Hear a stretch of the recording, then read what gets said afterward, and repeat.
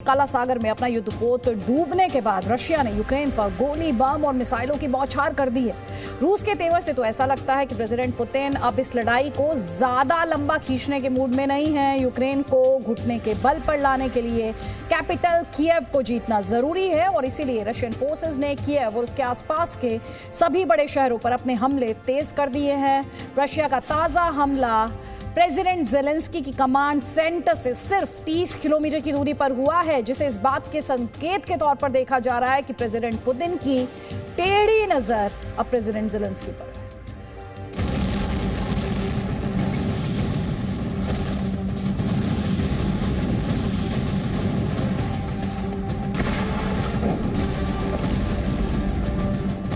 Kyiv पर रूस की सेना ने एक बार फिर आग बरसाना शुरू कर दिया। 2 दिन से कीव में सायरन और धमाकों का शोर है, जिसकी वजह से सड़कों पर सन्नाटा पसरने लगा। यूक्रेन और रूस के बीच जंग लगातार जारी है और इसी बीच कीव की सड़कों पर अब फिर से जो चहल पहल दिखाई दे रही थी वो कहीं ना कहीं खत्म होती नजर आ रही है। जरा तस्वीरें हम आपको दिखाने की कोशिश करेंगे। कीव की ये सड़कें हैं और यहाँ पर लगातार हमले किए जा रहे हैं। कीव के आसपास के इलाकों में भी हमले किए गए रूस की ओर से और इसी के साथ साथ जो एयर रेड सायरन्स है वो भी लगातार बज रहे हैं। पिछले हफ्ते जो तस्वीरें हमने आपको दिखाई थी, अब उन तस्वीरों में बदलाव आ रहा है और कीव के मेयर ने साफ तौर पर लोगों से कहा है कि जो लोग वापस कीव आना चाह रहे हैं, जो लौट चुके हैं, वो अपने आप को सुरक्षित जगहों पर रखें और जो आने की चाह रखते हैं वो लोग अभी इंतजार करें, क्योंकि कीव इस वक्त फुली ऑपरेशनल नहीं है। कीव से लगभग 400 किलोमीटर पूर्व में यूक्रेन के खार्किव शहर को भी रूस की सेना खंडहर बनाने में जुटी है। और ऐसी ही तस्वीरें कीव से लगभग 450 किलोमीटर दूर पश्चिम के शहर लवीव से भी सामने आ रही हैं।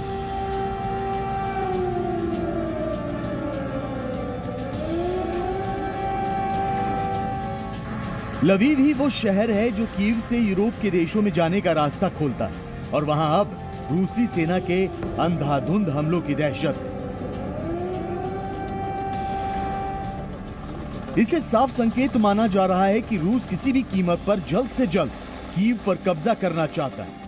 इसीलिए उसने यूक्रेन के राष्ट्रपति वोलोदिमीर जेलेंस्की को चारों तरफ से घेरना शुरू कर दिया। एक दिन पहले रूसी सेना ने हवाई हमला करके यूक्रेन के एक बड़े सैनिक अड्डे को तबाह कर दिया। यूक्रेन आर्म्ड फोर्सेस का यह अड्डा कीव के उस बंकर से महज 30 किलोमीटर की दूरी पर था, जहां से जेलेंस्की अपनी सेना के लिए रणनीति बना रहे हैं। एक दिन पहले भी जेलेंस्की अपने उसी बंकर में थे, जहां से वो 24 फरवरी के बाद से यूक्रेन सरकार चला रहे हैं। जेलेंस्की ने उसी बंकर में यूक्रेन के सैनिकों को बहादुरी के मेडल दिए, जहां से आधे घंटे की दूरी पर रूस की मिसाइलें आग बरसा रही थी। जेलेंस्की को रूस की सेना ने सीधी चेतावनी भी दी कि अब अगला नंबर उनके बंकर का भी हो सकता है। Зенитно-ракетный комплекс ОСА-АКМ, а также 275 опорных пунктов и районов сосредоточения живой силы противника. Высокоточными ракетами воздушного базирования в течение ночи уничтожены 16 украинских военных объектов, в том числе 5 командных пунктов противника, хранилища топлива, 3 склада боеприпасов, а также личный состав и военная техника. जेलेंस्की फिलहाल अपने बंकर में सुरक्षित है। इसे यूक्रेन की सबसे सुरक्षित जगह माना जा रहा है। जेलेंस्की के इस बंकर के आसपास की इमारतों में अनगिनत स्नाइपर्स तैनात हैं। हवाई हमलों से सुरक्षा के लिए बंकर में एंटी एयरक्राफ्ट मिसाइलें हैं और मिसाइल हमलों से निपटने के लिए मिसाइल डिफेंस सिस्टम भी बंकर में मौजूद है।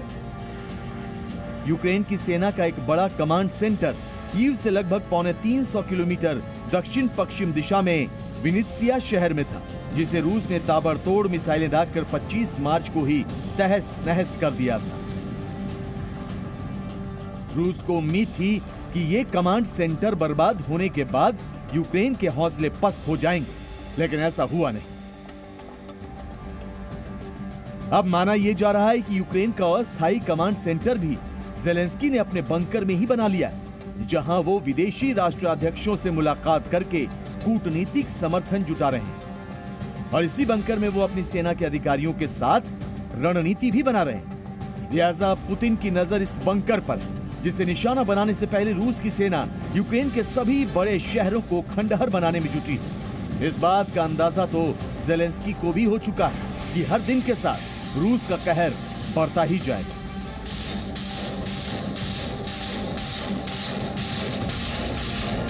Успіхи наших військових на полі бою дійсно вагомі, дуже.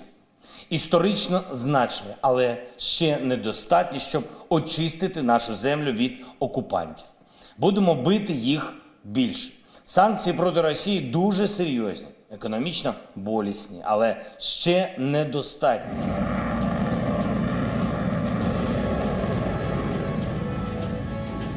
एक हफ्ते पहले तक रूस की नजर पूर्वी यूक्रेन के डोनबास इलाकों पर थी। रूसी सैनिक मरियोपोल पर कब्जा करने के लिए ही पूरा जोर लगाए हुए थे, लेकिन काला सागर में रूसी नौसेना के फ्लैगशिप युद्धपोत मस्कवा के डूबने के बाद पुतिन ने यूक्रेन को अपना रौद्र रूप दिखाने का फैसला किया।